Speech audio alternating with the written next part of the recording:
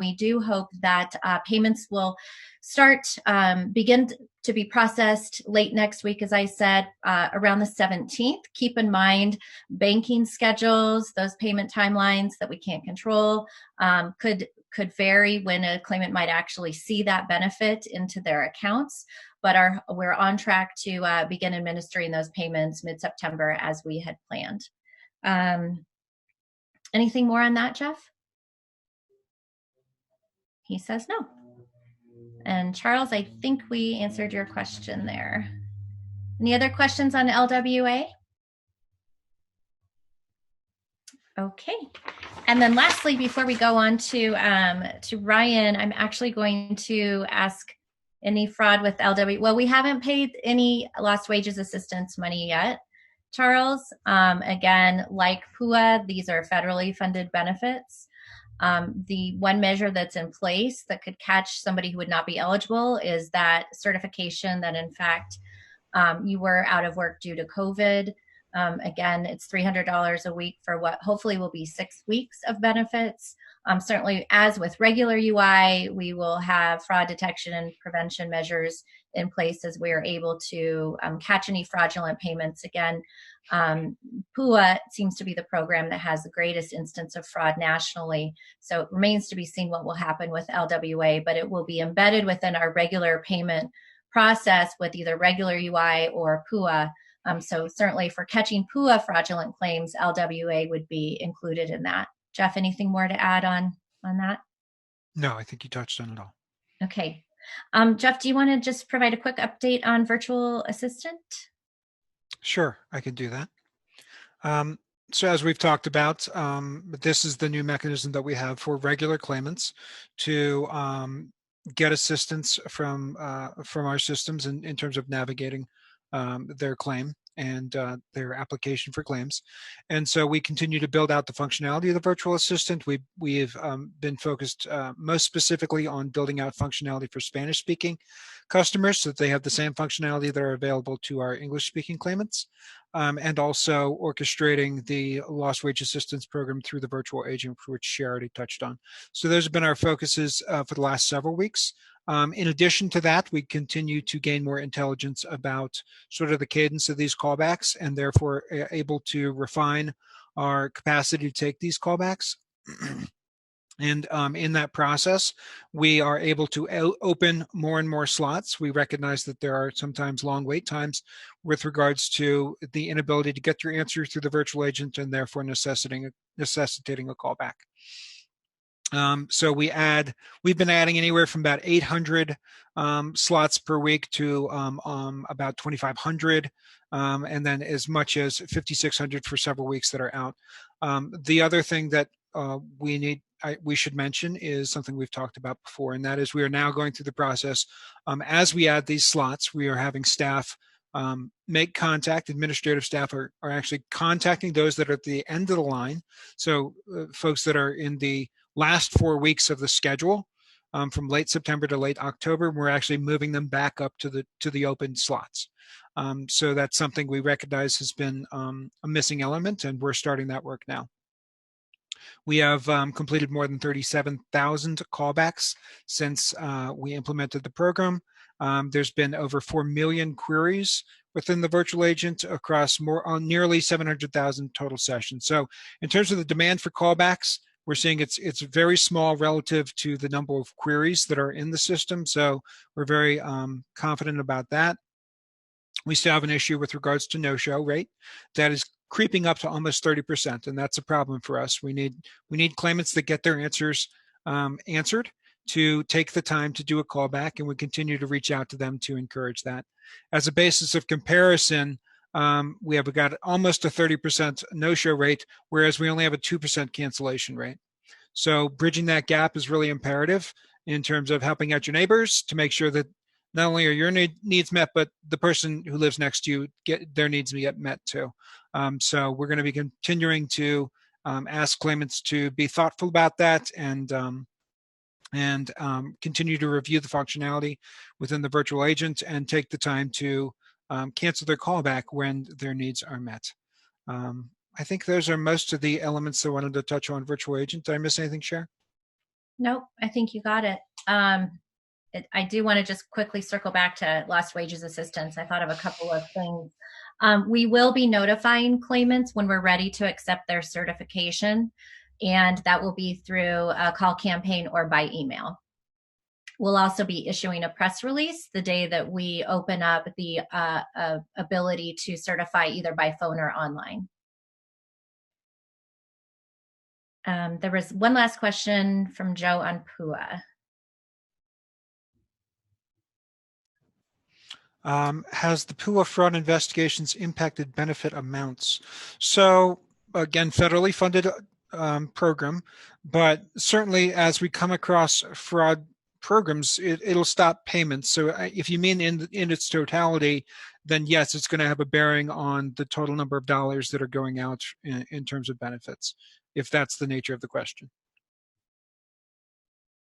I think we mentioned this at the top of the call, but several states have either reported zero for their PUA numbers or are in the process of revising their PUA numbers based on this very issue of fraud detection. So you will likely see a number of other states, as they're implementing fraud detection measures, revise their PUA claims numbers to the feds to true those up. I think this is a good time to segue to Ryan Gedney. All right, I'll jump in before we get another question, then we can loop back. So as always, let's start off with the most recent initial claims data. Again, that most recent data is for the week ending September 5th. The department processed 5,974 regular UI initial claims for the week ending September 5th. That represents little change from the week prior and marks consecutive weeks in which new regular claims have been below 6,000. Over the past 2 months, the average number of regular initial claims per week have been around 6,900. In total, nearly 550,000 regular initial claims have been filed since mid-March, and 70% of that activity occurred between March 15th and May 9th. As we mentioned in today's press release and earlier in this call, pandemic unemployment assistance claims data for the weeks ending July 18th to August 22nd have been revised from previously reported. The initial claims for those 6 weeks were revised downward by a combined total of 48,206. PUA initial claims for the week ending August 29th were 3,253, and the count for last week was 2,216. There was a substantial drop in regular UI continue claims for the week of August 29th, as that level fell below 162,000 compared to 177,000 the week prior. While some of that decline is due to more claimants shifting to pandemic emergency unemployment compensation, or PEUC, 16,600 PEUC continued claims were registered for the week of the 29th. That decline in regular UI continued claims is also reflective of more Coloradans becoming employed or reemployed. 64,700 PUA continued claims were registered the same week, while all three aforementioned programs combined for a total of 243,000 continued claims.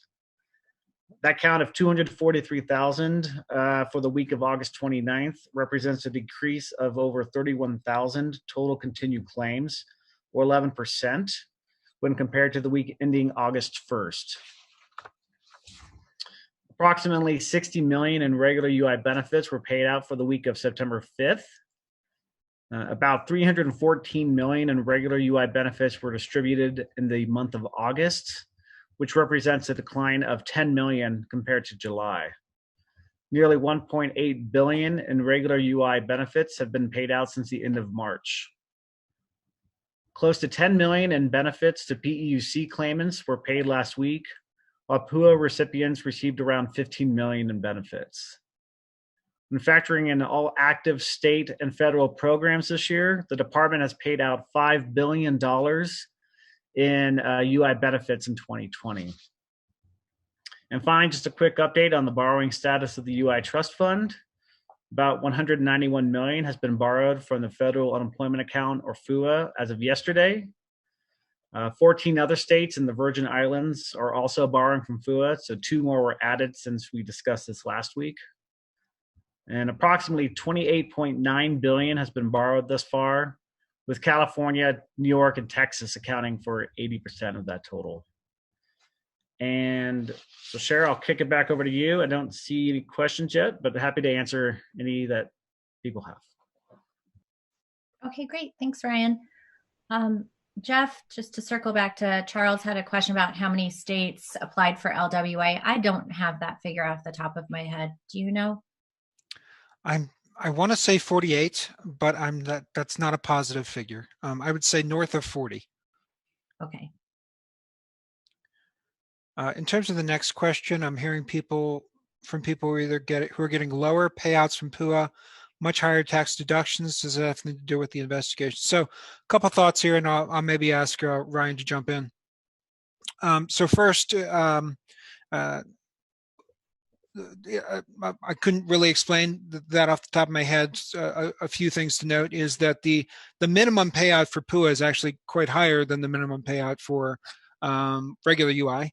I may be off by $1 or $2, but I think the minimum payout for PUA is $223 per week, whereas regular UI is about $25 per week. So there shouldn't be a reason in terms of the low end of the spectrum that we would be seeing lower payments. In terms of the tax deductions, claimants actually have a choice. They can opt into which tax deduction they want to take for their benefits, so that's within their scope of control. There might be individuals who are getting offsets on their claim. So if they had a prior overpayment, or if they have a child support payment or something along those lines, then we will take offsets on their payments to make sure they're whole on those obligations. So those are some of the factors that might relate into a lower payment. Ryan, I don't know if you can speak off the top of your head in terms of the average PUA payment versus the average regular UI claimant. I'm sorry, I'm putting you on the spot. Oh, no worries. Yeah, so I think we talked about this last week, but if I remember correctly, kind of in an aggregate, when we look at benefits paid out versus continued claims in PUA, that translates to an average weekly benefit amount of around $250. Now, I will caution that those benefit amounts that we do report are including what's paid out through fraudulent claims. So that can skew the data somewhat. When we look at, say, our revised continued claims numbers for PUA and then the total benefits paid out, that number comes up a little more to $300 per week. But again, having that fraudulent benefit component, again, does skew those numbers a bit.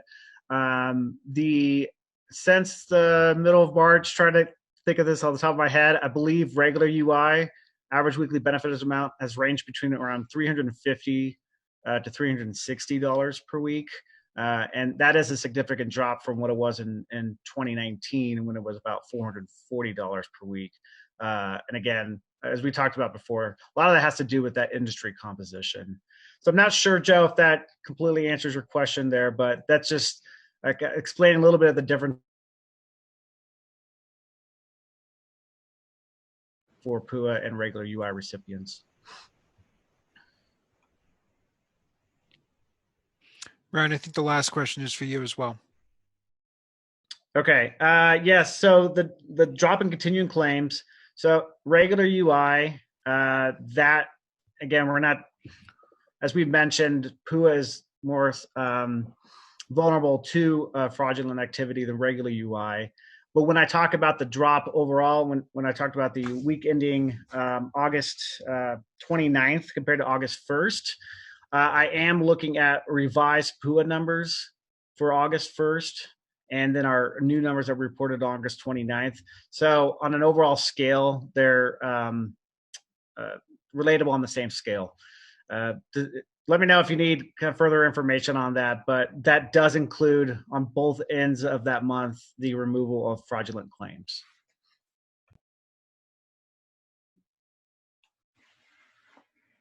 Other questions?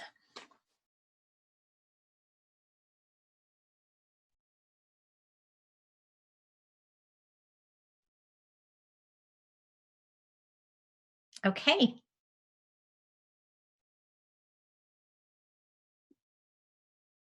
So this is a a common question, Charles. In fact, I received a number of these questions just this morning. So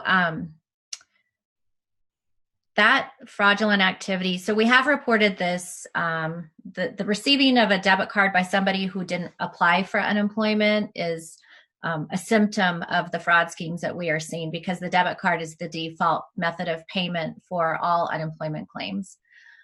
So the person that receives a debit card didn't file for unemployment. Again, we have 5 steps on the website that they should follow. Number 1, cancel the card with US Bank. They can do that by phone or online. Does that fraudulent activity impact unemployment numbers? Those are the instances that we're actually pulling out of the PUA numbers, because those are instances being detected as fraud. Jeff, anything to add to Charles, his question on that? No, I don't think so. Again, the guidance on the 5 steps to take is on the website. We've been fairly thoughtful about this and trying to protect people from any further exposure of their identities.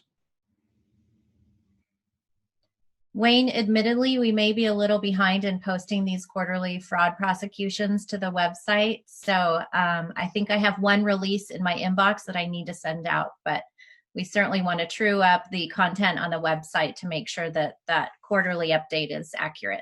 I'll send you the most recent one. Okay. With that, thank you, Charles. Oh, quick housekeeping note. Next week, we will not have a Thursday call. It will be a Friday call, because we will be releasing August employment numbers. So we will still issue a Thursday release. We just won't have a press call until the Friday release, which again comes out at 8 a.m. Friday morning for August numbers. So thank you for joining us. Let me know if you have any questions. Have a great day and a great weekend. We'll talk to you soon.